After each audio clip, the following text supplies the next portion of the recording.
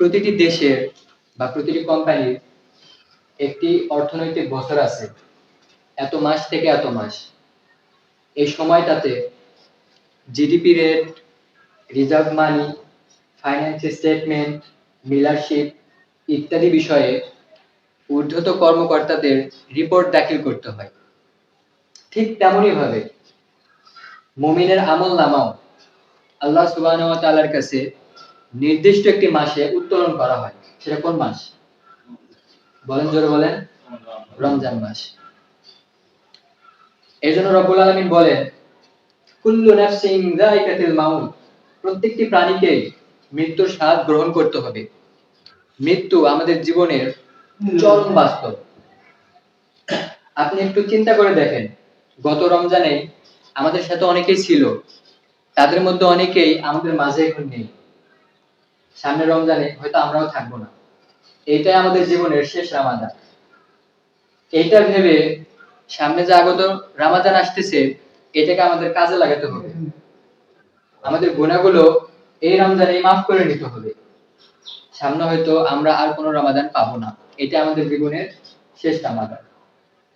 এজন্য আপনি যদি একটি সুন্দর, একটি প্রোডাক্টিভ রামাদান কাটাতে চান, তাহলে এখন থেকেই রামাদানের প্রস্তুতি শুরু করে দিতে হবে। রামাদানের প্রস্তুতি এখন থেকে শুরু করে দিতে হবে। কেমন প্রস্তুতি? ফর এক্সাম্পল, আজকে আমি আপনাদেরকে 10টা প্রস্তুতি বলবো ইনশাআল্লাহ।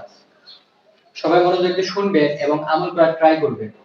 10টা প্রস্তুতি। নাম্বার 1, রমজান মাসে দুনিয়াবি যত কাজ, এই কাজগুলোকে আমরা কমিয়ে ফেলবো।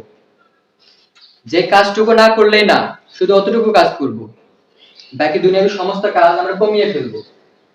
প্রস্তুতি নাম্বার 2, আমরা এখন থেকে নিয়ত করব যে আমরা রোজা রাখার মতো রোজা রাখবো, কাউকে দেখানোর জন্য না।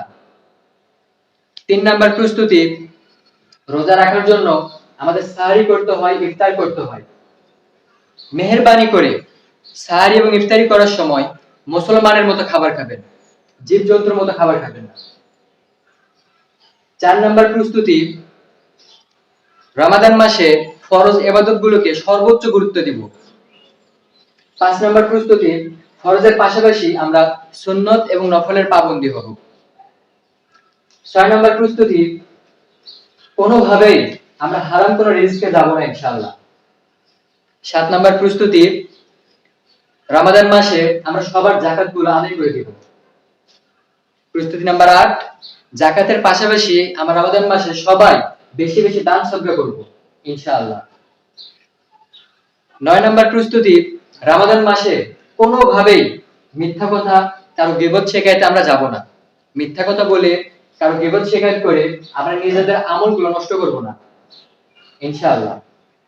সর্বশেষ 10 নাম্বার প্রস্তুতি, রমাদান মাস মানে কোরআন। রমাদান মাস মানে কি বলেন? কোরআন। রমাদান মাস মানে কোরআন তেলাওয়াতের মাস। এই মাসে আমরা সবাই বেশি বেশি কোরআন তেলাওয়াত করব ইনশাআল্লাহ। এখন আপনাদের মধ্যে অনেকেই অজুহাত দেখাবে যে আমি তো কোরআন তেলাওয়াত করতে জানি না। অনেকে বলবে যে আমি তো আরবি হরফই চিনি না, কোরআন আর কি পড়বো। আপনাদেরকে ছোট্ট একটা ঘটনা শোনাই। পাকিস্তানের এমন একটা এলাকা, যে এলাকার সবাই অশিক্ষিত, কেউ শিক্ষিত না, ম্যাক্সিমাম মুসলমান, কিন্তু ইসলামের যে রীতিনীতি কেউই জানে না। ওই এলাকার একজন কৃষক, যে দিন মজুরি দেয়, দিন আনে দিন খায়, সেই কৃষক মারা গেলেন। মারা যাওয়ার পরে মৃত ব্যক্তিকে গোসল করাতে হয়, কাফনের কাপড় পরাতে হয়, দাফন দিতে হয়। মুসলমান তো এগুলো তো করতে হবে, কিন্তু কিভাবে করতে হবে এটা কেউ জানে না। পরে এলাকার লোকেরা পরামর্শ করে যে হাইওয়ে, বিশ্ব রোড, লাশকে নিয়ে তার বিশ্ব রোডের পাশে দাঁড়ালো, এই আশা নিয়ে যে এই রোড দিয়ে অবশ্যই কোনো না কোনো আলেম যাবেন, সে আলেমের দ্বারা আমরা এই কাজগুলো করে নেব ইনশাআল্লাহ। 1 ঘন্টা 2 ঘন্টা এভাবে সকাল পেরিয়ে দুপুর হয়, কিন্তু কোনো আলেম ওই রোড দিয়ে যাচ্ছে না। এদিকে লাশের অবস্থা খুব একটা ভালো না, ফুলে উঠতেছে, গন্ধ বের হইতেছে, সবাই হতাশ, দোয়া করতেছে। হঠাৎ তাকিয়ে দেখে ওই দূরে মাথায় টুপি পরা সাইকেল নিয়ে কে যেন আসতেছে।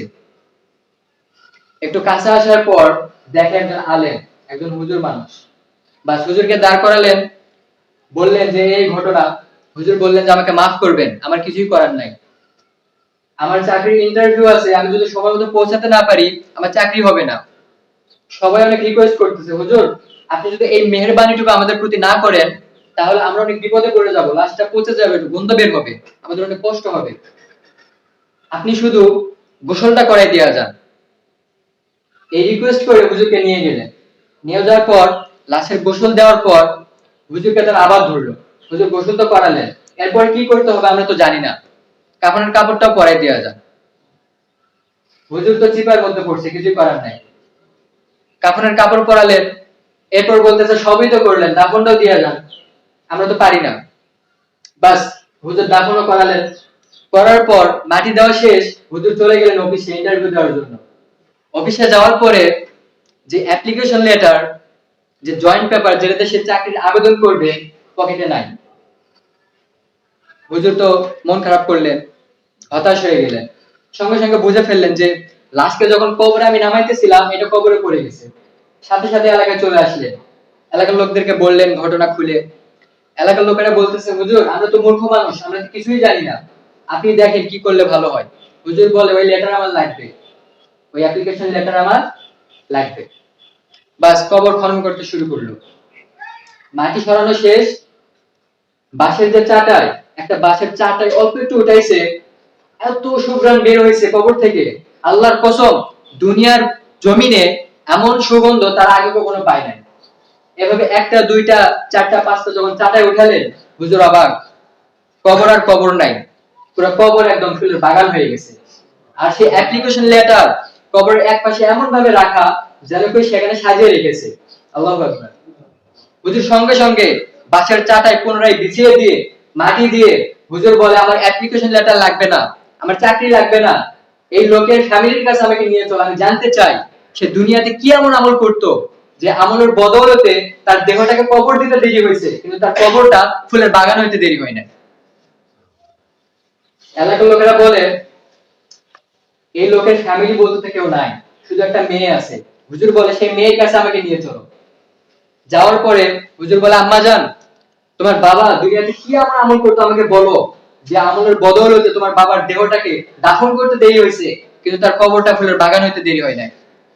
মেয়ে বলে আমার আব্বা তো একজন মূর্খ মানুষ, অশিক্ষিত, সে পড়ালেখা জানতো না, এমন কোন কাজ তো আমি তার কখনো দেখি নাই, এমন কোন আমল আমি দেখি নাই। হুজুর বলে আম্মা জান তুমি একটু চিন্তা ভাবনা করে বলো, একটু চিন্তা করো তারপরে বলো। মেয়ে এবার চিন্তা করে বলে যে হ্যাঁ, সারাটা দিন মাঠে কাজ করার পর আমার আব্বাজান যখন বাসায় আসতেন, বাসায় আসার পর সে হাত ধুতেন, মুখ ধুতেন, মাথা মাসাই করতেন, পা ধুতেন, এরকম কি জানি একটা করে একটা বই নিতেন, বই নিয়ে বসে পড়তেন, বসে প্রত্যেকটি লাইনে শুধু আঙ্গুল নাড়াতেন আর বলতেন A V such hey, A V আল্লাহ কা বানি হে, A V such hey, A V আল্লাহ কা বানি হে, আর চোখ দিয়ে ওজরে পানি ফেলতেন। এইটা শুধু আমি দেখছি, আর কোনো আমল আমি তার দেখি নাই। হুজুর বলে কি সেই এমন কিতাব, কি সেই বই, যে বই সে পড়তে পর্যন্ত পারতো না, শুধু আঙ্গুল নাড়াতো আর বলতো এটাও সত্য, এটাও আল্লাহর কথা, এবি সাচ এবি আল্লাহকে বাণী হয়, যার বদৌলতে তার কবরটা জান্নাতের বাগান হয়ে গেল। দেখাও আমাকে সেই বই।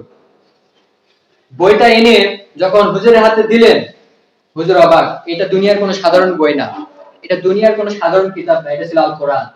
কি ছিল? আল কোরআন। ওই কৃষক, ওই দিন মজুরি কোরআন পড়তে জানতো না, হরফও চিনতো না, আরবি হরফও চিনতো না, শুধু আল্লাহকে বিশ্বাস করত। সারাদিন মাঠে কাজ করে এসে ওযু করে কোরআন নিয়ে বসে শুধু আঙ্গুল নাড়াতেন, প্রত্যেকটি লাইন আর বলতেন এবি সাথে, এটাও সত্য, এবি আল্লাহকে বাণী হে, এটাও আল্লাহর কথা, আর চোখ দিয়ে পানি ফেলতেন। শুধু এর কারণেই আল্লাহ তাআলা তার কবরটাকে জান্নাতের বাগান বানিয়ে দিয়েছেন। এজন্য আমরা কেউ অজুহাত দিব না। রমজান মাস রহমতের মাস, আপনি যেটুকু পারেন, আপনি শুধু একটু হরফ চেনেন, বাস আপনি ওইটা দিয়ে ট্রাই করবেন পড়া, আপনি চেষ্টা করবেন, আপনার চেষ্টার কারণে আল্লাহ তাআলা আপনাকে জান্নাত দিয়ে দিতে পারেন। বাকি আপনি যেটা পারেন ওটা দিয়ে চেষ্টা করবেন, আর সাইডে আপনি শুদ্ধ করার ট্রাই করবেন, কোন একটা হুজুরের কাছে, কোন একটা আলেমের কাছে যাবেন।